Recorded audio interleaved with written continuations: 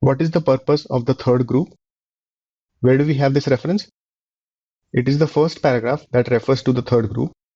In the context of these groups, the passage says that the goal of the experiment was to see the impact of improved social and economic environment.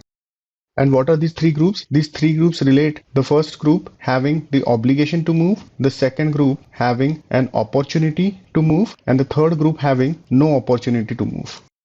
It can be inferred that the third group experiences no change and can act as a benchmark against which the improvement in the first and the second groups can be judged.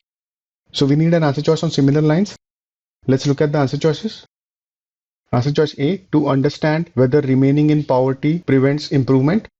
The goal of the experiment is to understand the impact of improvement in the environment. The experiment is not interested in understanding what happens when you remain in poverty. So this answer choice doesn't explain the purpose of the third group. So let's eliminate this answer choice. Answer choice B, to study the impact of disappointment. Again, such an impact will not align with the goal of the experiment, which is to understand the impact of improved conditions. So let's eliminate this answer choice. Answer choice C, assess the loss suffered by those continuing to remain in poverty. Again, assessing such a loss would not help the experiment in understanding the impact of improved environment. So let's eliminate this answer choice. Answer choice D, to ensure that the relative improvements in other groups could be credited to the intervention.